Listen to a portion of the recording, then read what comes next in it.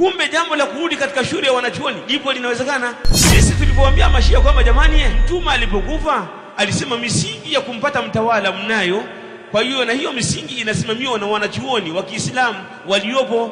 Kwa hiyo baada ya mtume kufa, msingi wa kumpata mtawala ukatumika na kina nani? Na jopo la masahabu wa mtume Muhammad sallallahu alaihi wasallam, ambao ni almuhajirina wal ansar.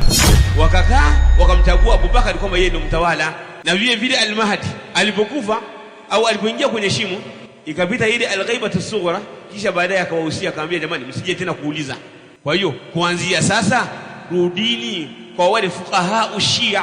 Kwa wale fuqaha ushia alichagua akasema kama fulani ibn fulani, yule Mahdi akasema fulani ibn fulani atakuwa ni baada yangu. Hakusema hivyo. Tasikiliza maneno ya Jalala,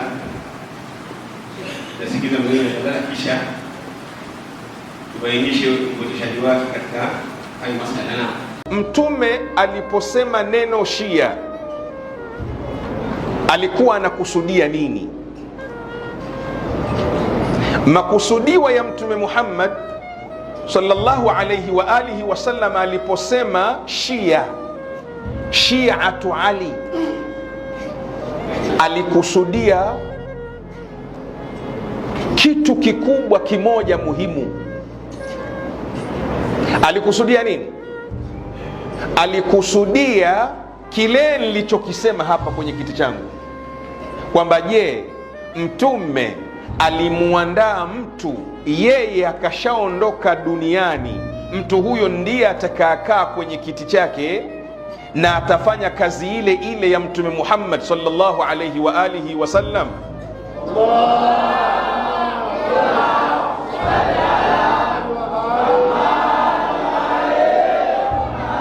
Kwa hiyo tunaposema Shiatu Ali, yani maana yake ni wale watu ambao wafuasi wa Ali, kwamba mtume anaweka msingi baada ya mimi kuondoka duniani, sio tutakwenda kwa yoyote, tutakwenda kwa Ali. Ali yeye ndiyo atamathili kile kiti changu, akishakikalia yeye, watakaomfuata ni viumbe bora. Kwa nini? Kwa sababu ni wale wale wanaofuata maelekezo yale yale ya nani? Ya Mtume Muhammad sallallahu alayhi wa alihi wasallam.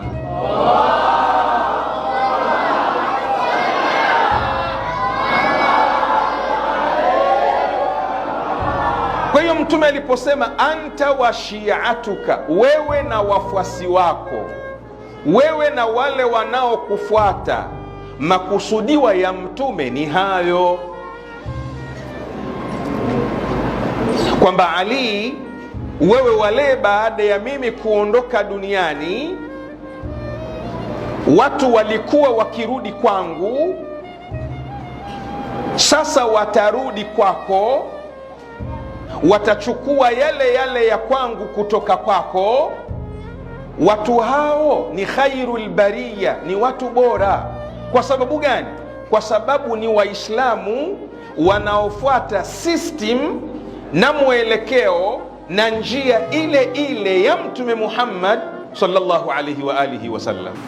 Nadhani mmesikia ndivyo?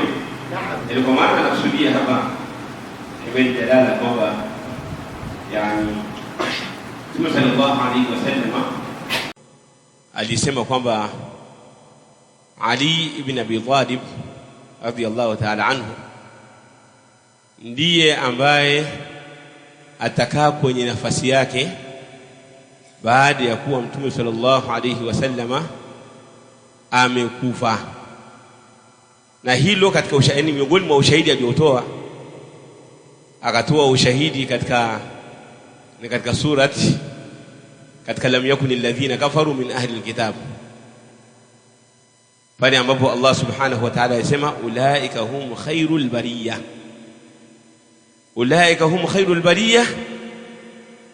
Jalala akaleta riwaya kwamba hao ulaika hum khairul bariyah, hao ndio viumbe bora, kwamba Mtume sallallahu alaihi wasallam alisema anta ya Ali wa shi'atuka, ni wewe Ali na wale wafasi wako. Tumeelewana vizuri mashaka wangu? Hii ndio riwaya ambayo Jalala ameitegemea katika masala haya.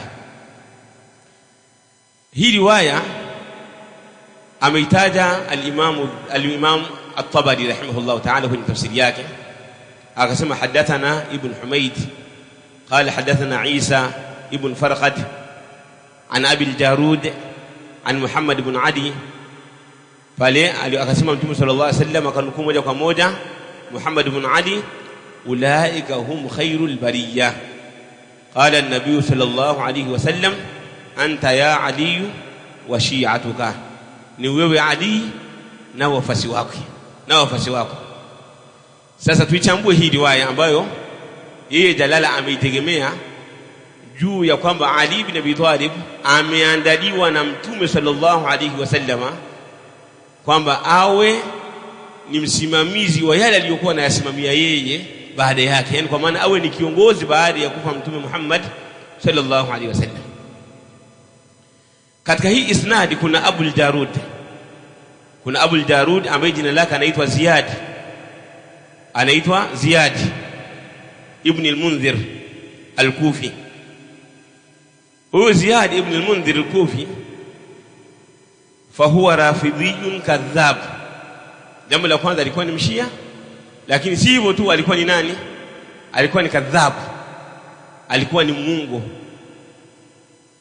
kama alivyotaja al-Imam Yahya ibn Ma'in katika wale maulama wa jarh na ta'dil, na hayo ameyataja al-Hafidh Ibn Hajar al-Asqalani rahimahullah kwenye kitabu chake at-Taqrib.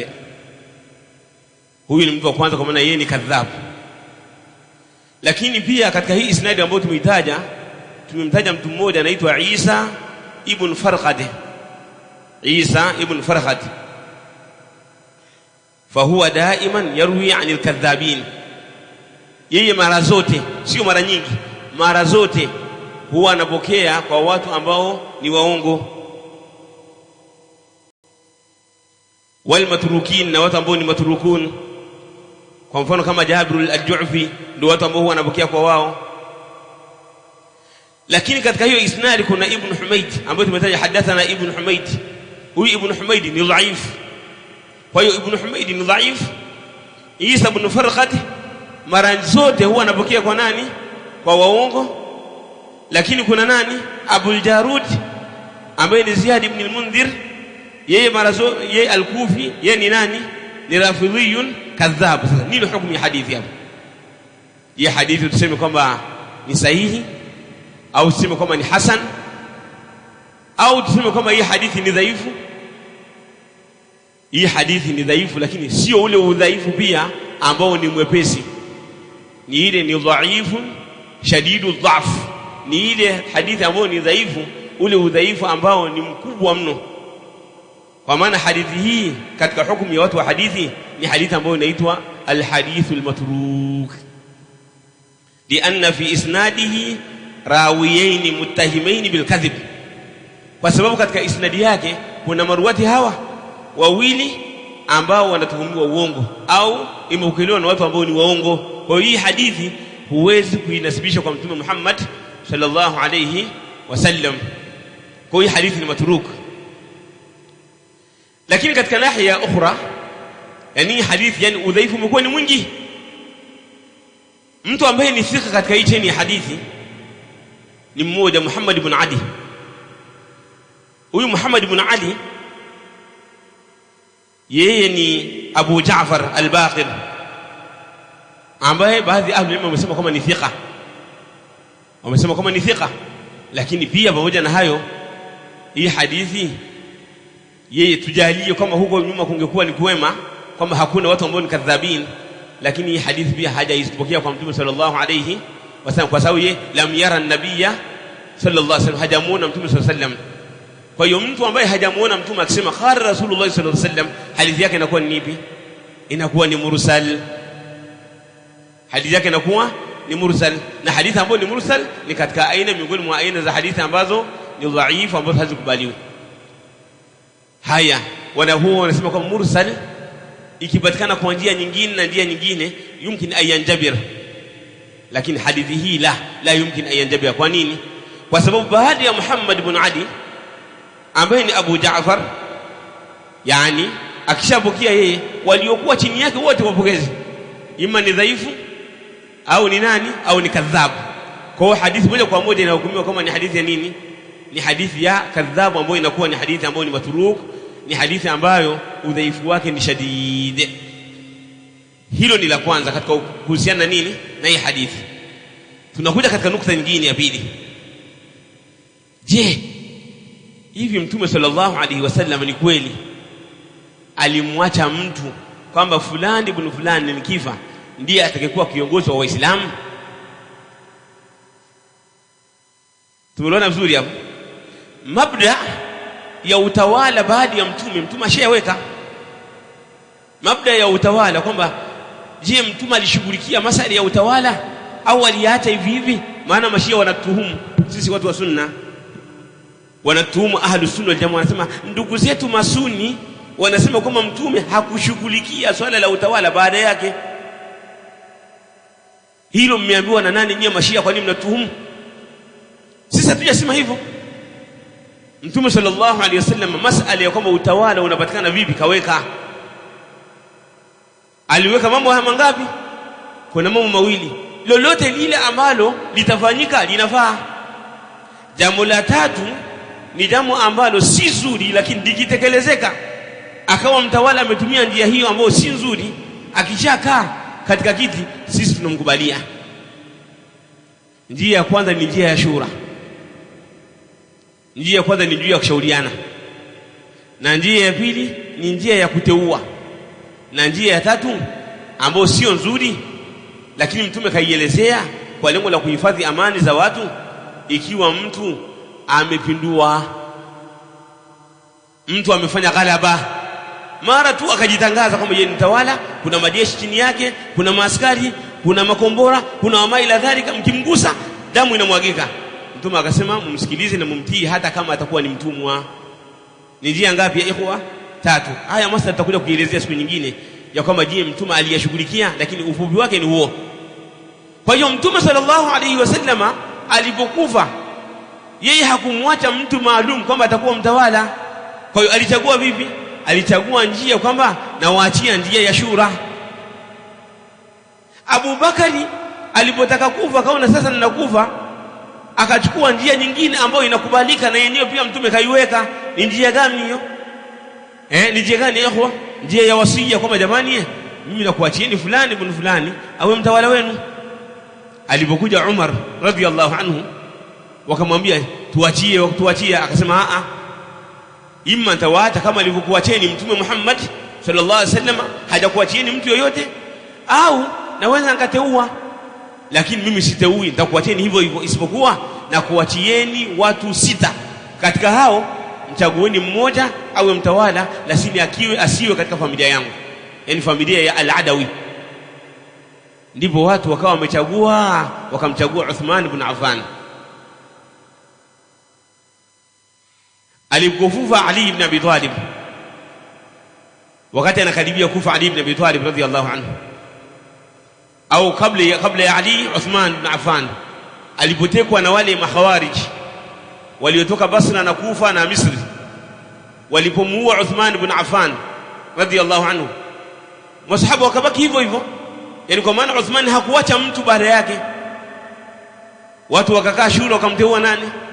Wakamteua Ali ibn Abi Talib. Na Ali mwenyewe akasema katika Nahj al-Balagha, inma bay'ani al-qawm alladhina bay'u Aba Bakr wa Umar wa Uthman ala ma bay'uhum alayhi, hakika walionipa bai'a na kunifanya kuwa mimi mtawala ni wale ambao wamempa bai'a Abu Bakar na Umar na Uthman kupitia misingi ambao wao waliwapa bai'a. Misingi iliyotumika kwa Abu Bakar na Umar na Uthman ndiyo misingi ambayo imetumika kwangu mimi, yako katika Nahjul Balagha.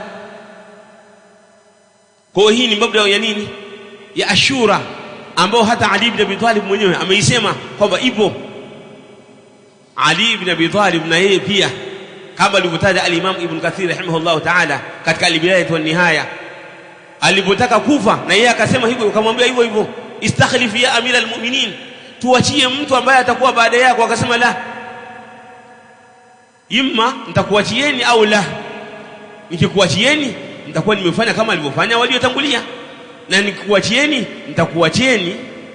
Allah subhanahu wa ta'ala atakufanyeni mkusanyike na mkubalieni kumchagua mtu aliyekuwa bora, kama ambavyo aliwafanya waislamu wakubaliane kumchagua aliyekuwa bora baada ya mtume Muhammad sallallahu alaihi wasallam, ambaye ni nani? Ni Abu Bakar as-Siddiq. Haya ni maneno ya Ali ibn Abi Talib katika al-Bidaya wa Nihaya katika ya Ibn Kathir rahimahullah ta'ala. Sasa hizi njia zote mbili, shura na kuteua, zote zinafaa, na zote mtume sallallahu alaihi wasallam amezielezea, na zote ni ijmaa ya masahaba wa mtume sallallahu alaihi wasallam. Sasa mtu akija akasema kwamba Ali ibn Abi Talib aliteuliwa, je, Ali mwenyewe alijua kama kateuliwa? Mbona Ali mwenyewe katika Nahjul Balagha ukurasa wa 344 Darul Ma'rifa bi Beirut Lebanon, ni hutuba ya 246, hutuba ya 246, pale alikuwa anaelezea namna ya kumchagua mtawala Ali ibn Abi Talib. Akasema innahu bay'ani alqawm alladhina bay'u Abu Bakr wa Umar wa Uthman ala ma bay'uhum alayhi. Akaendelea akasema innama shura lilmuhajirina wal ansar. Wakati wangu ule, wakati huo wa kuteuliwa Abu Bakar na kuteuliwa Umar na kuteuliwa Uthman na kuteuliwa mimi mwenyewe, haikuwa vingine. Shura ya uteuzi ilikuwa ni ya muhajirina na ansar. Hapa Ali amethibitisha nini? Amethibitisha ashura, kama kiongozi anapatikana kwa nini? Kwa shura. Akaendelea akasema hivi kuhusiana na masahaba, fa inijtama'u ala rajulin, wao hao muhajirina na ansar masahaba wa mtume wanapokubaliana kuhusiana na mtu, wasamauhu imaman, wakamuita kuwa huyo ni mtawala, kana dhalika lillahi ridha, hiyo inakuwa ni ridha kutoka kwa nani? Kwa Allah subhanahu wa ta'ala. Fa in kharaja an amrihim kharijun bita'anin aw bid'atin radduhu ila ma kharaja minhu fa in aba qataluhu ala ittiba'ihi sabila almu'minin wa wallahu Allahu ma tawalla. Ali radiyallahu ta'ala anhu anasema masahaba wanapokuwa wamekubaliana kuhusiana na mtu fulani kwamba ni imam, atakuwa ni mtawala, hiyo inakuwa ni ridhaa kutoka kwa Allah subhanahu wa ta'ala. Kwa hiyo walipokubaliana kwamba Abu Bakar ni mtawala, ikawa ni nini? Ni ridha, Allah kama ameridhia. Sino maana yake hiyo. Walipokubaliana kuhusu Umar, kuhusu Uthman, kuhusu Ali mwenyewe, kuhusu Al-Hasan ibn Ali, hii ilikuwa ni ridhaa kutoka kwa nani? Kwa Allah subhanahu wa ta'ala. Sasa akatokea mtu mmoja akatoka katika hayo makubaliano akayakataa. Maswahaba muhajirin na ansar wanampa nasaha na kumrejesha. Akirejea alhamdulillah, asiporejea sasa qatalu, wanapigana naye. Kwa nini? Ala tibaihi ghaira sabilil mu'minin, kwa sababu ya kutofuata kwake, kwa sababu ya kufuata kwake njia isiyokuwa njia ya waumini ambao ni masahaba wa Mtume Muhammad sallallahu alayhi wasallam. Iko wazi hiyo, iko wazi mashaka wangu. Kwa hiyo hapa Ali anatuelezesha katika shura.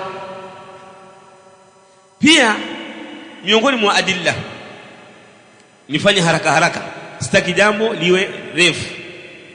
Miongoni mwa dalili ya kwamba masala ya kuwa hivyo Ali radhiyallahu anhu, kama alivyopokea al-Imam Ibn Abi al-Hadid ni katika Mashia, anapokea kutoka Abdullah ibn Abbas radhiyallahu ta'ala anhuma, qala, anasema siku moja Ali ibn Abi Talib alitoka kwa watu katika maradhi ya Mtume sallallahu alayhi wasallam. Kwa maana ilikuwa ni siku gani hiyo? Ilikuwa ni siku ya Jumatatu, ambayo ni siku aliyokufa nani? Mtume sallallahu alayhi wasallam. Mtume alikufa siku ya Jumatatu asubuhi, yani muda wa dhuha. Sasa siku moja Ali radhiyallahu anhu ametoka kwa watu wakati Mtume anaumwa. Watu wakamwambia, ewe Ali, kaifa asbaha an-nabii, Mtume ameamkaje leo? Tujulishe hali ya Mtume sallallahu alayhi wasallam, ewe Abu al-Hasan. Ali kwa vile alipomtazama Mtume sallallahu alayhi wasallam akasema, asbaha an-nabii sallallahu alayhi wasallam al-yawma bihamdillahi bari'a, leo Mtume ameamka hali ya kuwa amepona. Mimi nikimtazama Mtume amepona. Baada ya kumwambia hivyo Ali, akaja Al-Abbas.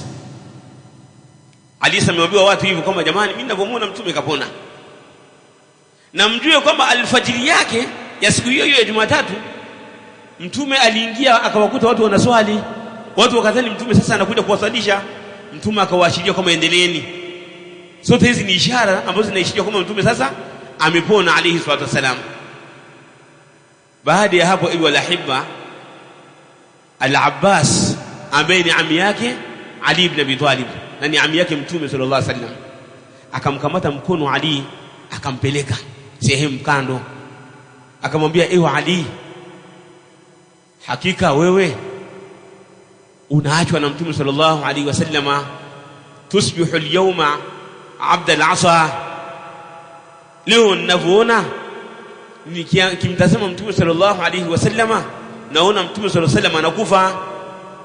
Kwa nini?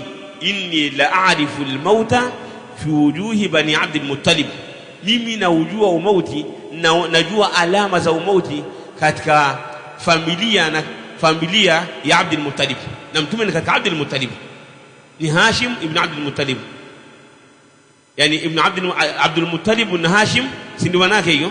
Mimi naona hivyo kama mtume sasa anakufa. Tayeb, sasa tunafanyaje? Yani Ali anamwambia nani? Al-Abbas, tufanye vipi sasa hapo? Inakuwaje mtume anakufa? Al-Abbas akamwambia sasa twende kwa mtume sallallahu alaihi wasallam tumwambie Rasulullah kuhusiana na swala la kiongozi baada yake. Nani atakuwa kiongozi baada yake? Ikiwa huu uongozi utakuwa ni kwetu, atatufahamisha kwamba nyinyi ndio viongozi Ahlul Bait. Kama uongozi ni kwa Ahlul Bait, kama baada ya mtume atafuatia wewe Ali au nitafuatia mimi Al-Abbas kwa sababu mimi katika Ahlul Bait, atatuambia na atatupa utaratibu namna ya kufanya.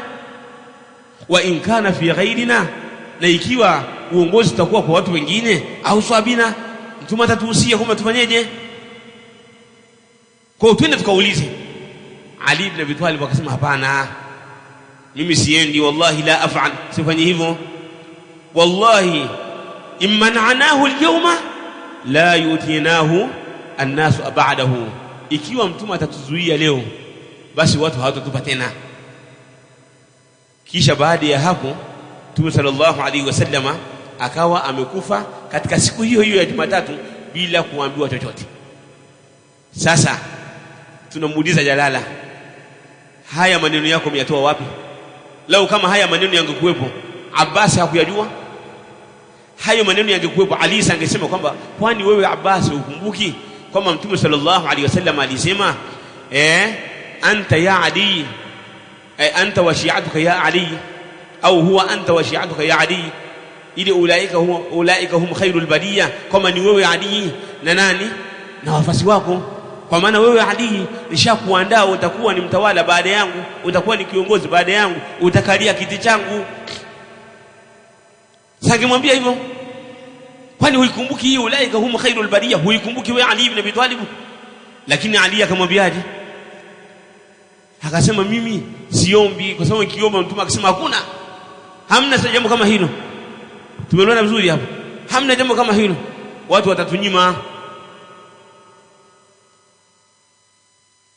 Lakini si hivyo tu, dalili hii maneno haya ya Ali ibn Abi Talib ya kwamba tusiende kuomba, Ali angestajili pia na kisa cha Ghadir Khum.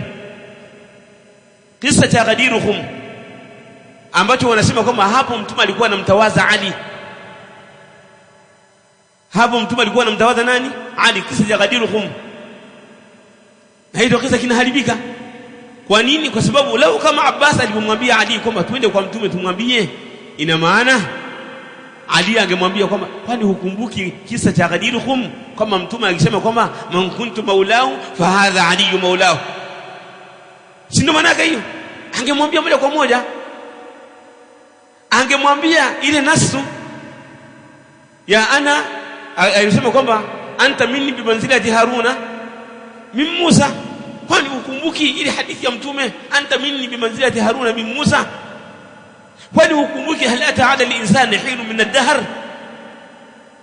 Yote hayo Ali hakuyasema radhiallahu anhu. Akamwambia kama mimi siombi, kwa sababu ikiwa nitaomba Ikiwa nitaomba mtume akaninyima, ikiwa tutaomba mtume akatunyima, watu hawatotupa tena. Bora tu tuache hivyo hivyo, na mtume akafa bila kufanya hivyo. Kuna riwaya nyingine ya Abdullah ya Sufyan, Abu Sufyan alipomwambia Ali ibn Abi Talib kwamba kwa nini hamjachukua utawala, hamjatawala baada ya mtume wakati nyinyi ahlul bait. Ali akamwambia Abu Sufyan, laula anna ra'ayna Abu Bakari laha ahlan lama tarakna, lau kama sisi tusingeona kwamba Abu Bakari anastahili kuwa ni kiongozi wetu, basi tusingemwacha. Hayo yote yako katika Sharh Najil Balagha. Lakini pia kuna kisa ambacho amekipokea As-Suyuti cha Ali ibn Abi Talib. Ukiingia katika Tarikh al-Khulafa ya As-Suyuti utakuta riwaya ya Ali ibn Abi Talib akielezea namna utawala namna ulivyokuwa. Ukiingia pale utakuta ni ukurasa katika kitabu nilichokuwa nacho ni ukurasa 142. Lakini angalia katika Nubdhatun min akhbari Ali, Nubdhatun min akhbari Ali, utakuta maneno ya Ali ibn Abi Talib akizungumza kuhusiana na mrorongo wa utawala namna ulivyokuwa. Lakini pia ukija katika riwaya ya al-Imam Abu Daud as-Sijistani ambaye ameipokea katika sunani yake kutoka kwa Qais ibn Ubada, anasema Qais ibn Ubada siku moja alimuuliza Ali ibn Abi Talib, kipindi kile walikuwa katika vita ya Siffin. Katika vita ya nini? Vita ya Siffin. Alimuuliza Ali ibn Abi Talib radhiyallahu ta'ala anhu kuhusiana na ule mwendo wake na ile movement yake na yale mambo anayoyafanya. Akamwambia, ahadun aidahu ilayka Rasulullah sallallahu alaihi wasallam am ra'ayun ra'aytahu, hivi ni ahadi ambayo alikupa Mtume sallallahu kama upigane na upigane na nani huyu Muawiya radhiyallahu anhu, upigane naye, au kuna jambo lolote lile, kuna ahadi yote kutoka kwa Mtume sallallahu katika masala haya, labda ya kiutawala au kadha na kadha, au ni ijtihadi yako mwenyewe? Alisemaje Ali ibn Abi Talib? Akasema, ma ahida ilayya Rasulullah sallallahu alaihi wasallam shay'an, Mtume sallallahu alaihi wasallam hakunihusia kitu chochote.